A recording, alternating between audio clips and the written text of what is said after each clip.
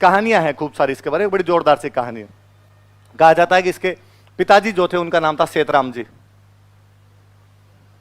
क्या नाम था? सेतराम जी नाम करके इसके पिताजी हुआ करते थे। और सेतराम जी के 100 बेटे थे। कितने बेटे थे?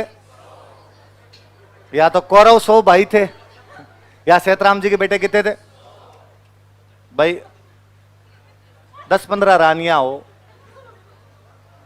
5-6 का एवरेज हो जाए तो कितने बेटे माने जाते हैं? 100। अरे तो कहानियां हैं।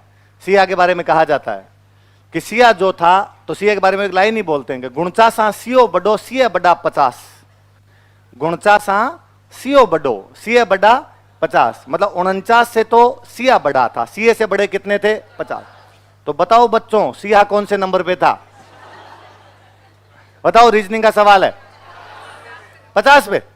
वापस सुन लो, कौन से पे था? 51। भाई गुणचा सा सियो बडो सिया बड़ा 50, सिया से बड़े कितने? 50। तो सिया कौन से नंबर पे हो गए? 51। सिया 51 पे आएगा तभी तो सिया से छोटे 49 बचेंगे, और सिया से बड़े कितने हो जाएंगे? तो ऐसा कहा जाता है कि ये जब पैदा हुआ था, सिया जब पैदा हुआ था, तब अब तो क्या घड़ियां आ गई, हाथों हाथ अपने टाइम देख लेते हैं। बच्चा पैदा हुआ 5:48:24, टाइम लिख लेते हैं, और बाद में पंडित जी कहते हैं पंडित जी ये लो जन्मपत्री बनाओ, बताओ बच्चे का भविष्य कैसा रहेगा। और पंडित जी बाद में कहते हैं कि बच्चे के राजयोग है। ऐसे पंडित जी सबके राजयोग ही बताते हैं, है ना, मतलब छोटा मोटा योग किसी के बताया नहीं आज दिन तक। आप ही पूछ लो अपना, आपके सबके राजयोग है, चिंता ही मत करो अपने। अब पहले घड़ियां तो होती नहीं थी, तो पहले क्या करते थे? पहले जहां छाया हुआ करती थी ना, सूरज की जहां पे छाया है, चांद की जहां पर वो रोशनी पड़ रही है, वहां पे लाइन खींच लिया करते थे, और उसके आधार पे टाइम वाइम निकाला करते थे। तो वो जो दाई थी, दाई तो समझते हो, जो बच्चा करवाने वाली नर्स जो थी, दाई जो थी, दाई को कह रखा था कि भाई टाबर होते ही तू लाइन खींच देना। दाई बेचारी भूल गई लाइन खींचने, और दाई को कोई थोड़ी देर बाद में याद आया, अरे लाइन खींचनी थी, लाइन खींच। उसने थोड़ी देर बाद में जाके लाइन खींची। उसको लगा क्या पता चलता है, राजा कौन सा पता कि इसी टाइम हुआ था कि नहीं हुआ था। राजा जी आए, राजा जी ने आते पूछा कि भाई दाई लाइन खींची कि नहीं खींची? उसने कहा साहब ये खींची, इस टाइम बच्चा हुआ था। पंडित जी को लाया, पंडित जी का, पंडित जी ये देख लो, टाइम देख लो, और टाइम देख के बताओ कि बच्चा का भविष्य कैसा रहेगा, इस बच्चे का भविष्य। पंडित जी ने लाइन देखी, पंडित जी ने लाइन देख के कहा कि इस बच्चे का मुंह यदि बाप ने देख लिया तो बाप मर जाएगा। सेतराम जी ने कहा पक्का? कहा। तो सेतराम जी ने कहा अपने मुंह देखने की कहां जरूरी है, अपने कौन सी कमी है और कौन सी कमी पड़ जाएगी। और सेतराम जी ने कहते जल्लादों को आदेश दिया। जल्लाद, जल्लाद समझते हो, मारने वाले किसी को। जल्लाद बुलाकर इस बच्चे को लेके जाओ, जंगल में मार के आओ। बच्चा पैदा ही हुआ था, 1 दिन का हुआ, अभी 1 दिन का ही हुआ नहीं। जल्लाद लेके गए जंगल में, और जल्लादों को लगा कि यार हालांकि अपने जल्लाद हैं, अपना तो काम ही किसी को मारना है, पर फिर भी 1 दिन का जिलफ एकदम, इतना छोटा टाबर को कैसे मरे। तो उन्होंने कहा यार नहीं मारा तो राजा जाते ही कहेगा मैंने जो आदेश दिया आदेश की पालना क्यों नहीं हुई। एक किसी के दिमाग में आया, उसने कहा एक काम करते हैं, जंगल में खूब गुफाएं हैं जंगली जानवरों की, किसी गुफा के अंदर फेंक देते हैं। कहानी है, ऐसी कहानियां सुनाई जाती है उसके बारे में कि गुफा के अंदर फेंक दिया। ऐसी कहानी है कि उस गुफा में एक शेरनी रहती थी। उस शेरनी ने उसी दिन एक बच्चे को जन्म दिया था। उसी दिन बच्चे को जन्म दिया, वो सो रही थी बच्चे के साथ में। इन्होंने वो टाबर फेंका, वो टाबर लुढ़कता लुढ़कता उस गुफा में उस शेरनी के पास जाके गिर गया। जब शेरनी जागी तो उसको लगा मेरे 2 बच्चे हैं, और शेरनी ने उन दोनों को पालना शुरू कर दिया। डार्विन कहता है कि अनुकूलन का सिद्धांत है, मनुष्य जैसे वातावरण में रहता है उसी वातावरण को ग्रहण कर लेता है, एडप्ट कर लेता है उसको। अब वो शेरों की तरह वैसे रहने लगे। अब वो चारों हाथों से चले, ऐसे हाथ को भी उसने पैर बना लिए और वैसे चले, और यूं झपट्टे मारे, कच्चा ही खा जाए किसी को। ऐसी कहानी कि ये पालीवाल ब्राह्मण अपने एक बार उधर यूपी साइड में गए हुए थे बिजनेस करने। ये उन जंगलों से होकर गुजर रहे थे, कन्नौज के पास से गुजर रहे थे कोई, और इन्होंने जंगलों में एक बड़ा कोतक देखा, भयंकर वाला करतब देखा है। और इन्होंने देखा कि वहां पर 5 शेर आपस में लड़ रहे हैं। उनमें एक शेर नहीं है, आदमी है, पर है शेरों की तरह, कपड़े वपड़े पहन नहीं रखे, जिंदाबाद है, और बाल उगे हुए उसके भयंकर वाले एकदम, और एकदम वैसे वैसे चल रहा है। और उन 5 शेरों की लड़ाई में वो जीत रहा है। किसी शेर के झपट्टा मार के यूं भगा रहा है, किसी शेर को दांत निकाल रहा है किसी की तरफ। उन्होंने कहा ये क्या है, आदमी और शेरों की तरफ गुर्रा रहा है ये तो उनका रहे देखो मत इसकी तरफ, अपनी तरफ आ जाएगा कहीं। उन्होंने बेचारों ने चप्पलें हाथ में ली, वहां से आगे शहर पहुंचे। आगे शहर में राजा थे सेतराम जी। सेतराम जी को जाके कहा कि सेतराम जी आपके जंगलों में हमने एक भयंकर अचंभा देखा है। क्या हुआ?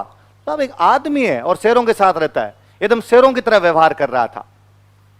सेतराम जी ने कहा ऐसे कैसे हो सकता है? उनके साहब आंखों से देख के आए हैं। वो जल्लाद वहीं पर बैठा था, वो जल्लाद खड़ा हुआ, उसने कहा साहब गलती माफ करो तो मैं एक बात बताऊं। सेतराम जी ने कहा 7 खून माफ है, तो बता क्या बात है। उसने कहा सर वो जो आपके 51 आपने कहा था ना फेंक के आओ, हाँ हम उसको शेरनी की गुफा में फेंक के आए थे, और हो ना हो खुदा ना खास्ता ये वही बच्चा है, बच गया होगा और शेरों के साथ में रहा होगा। और सेतराम जी का जीव भर के आया। सेतराम जी को लगा यार अपना टावर इस प्रकार जानवरों के साथ रह रहा है, सेना भेजी कि पकड़ के लाओ। बिना सेना के तो पकड़े कैसे उसको?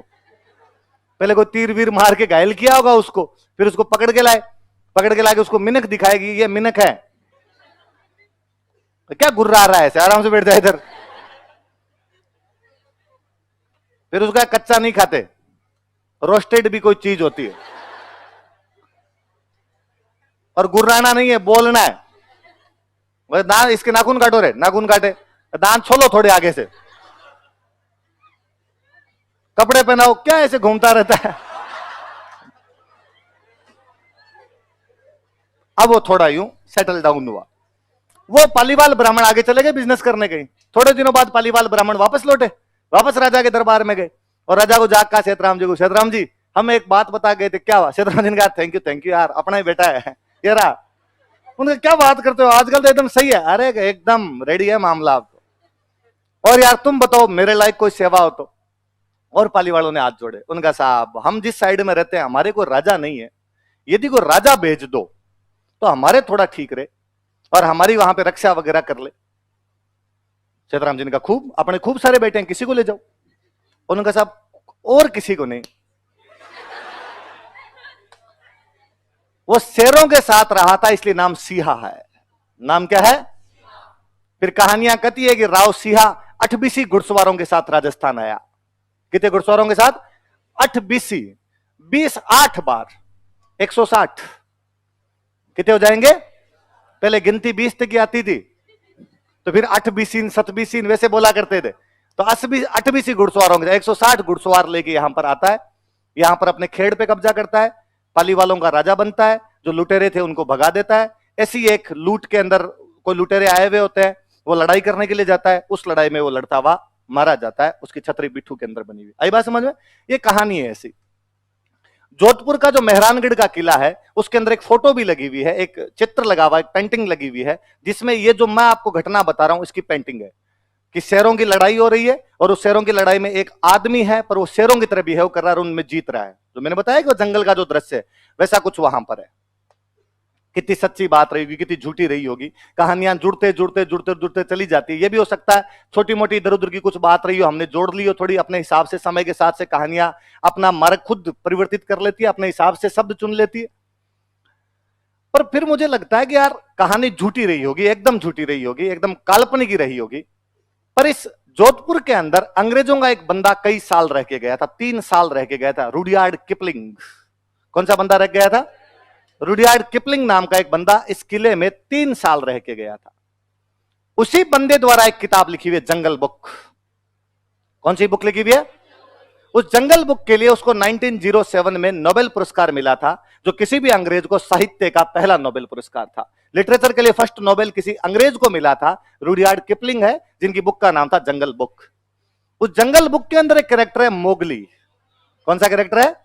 जो इसी प्रकार जंगल में पशुओं के साथ रहता है पर मनुष्य है, पर पशुओं की तरह व्यवहार करता है। और हम सब ने छोटी क्लासों से वो कविता सुनी होगी कि जंगल जंगल बात चली है, चड्डी पहन के फूल खिला है। सुनिए वो, उस मोगली को हम सारे जानते हैं। कालांतर में उस जंगल बुक पे मूवी बनाई गई और मूवी ने भी खूब अवार्ड्स जीते। जहां तक मुझे याद आती है वो ऑस्कर ही जीत गई थी मूवी। हो ना हो रुडयार्ड किपलिंग देख के जोधपुर में गया था। ये कहां देख के गया था? कि उसने पक्का ये पेंटिंग देखी होगी और पेंटिंग देख के कहा होगा ये क्या है। अपने वालों को इनको नहीं जानते, बस कैसे? ये हमारे सीओ जी है। तो तुम्हारा सीओ जी ऐसे जिंदाबाद और शेरों के साथ कैसे है? उनका साहब शेरों के साथ रहे थे, बचपन से लेके इतने साल तक तो शेरों के साथ ही रहे थे, उनके साथ ही रहते थे, उनके साथ ही खाते थे, शेरों को ठोकते और थे पकड़ पकड़ के। इसलिए हमारे तो सिया जी का नाम ही क्या है? सिया।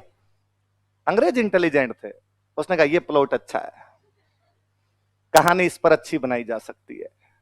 हमारी कहानी दुनिया बेच खाई, पुरस्कार जीत गई। मैं आपको पहली बार सुना रहा हूं, आपने पहले नहीं सुनी होगी।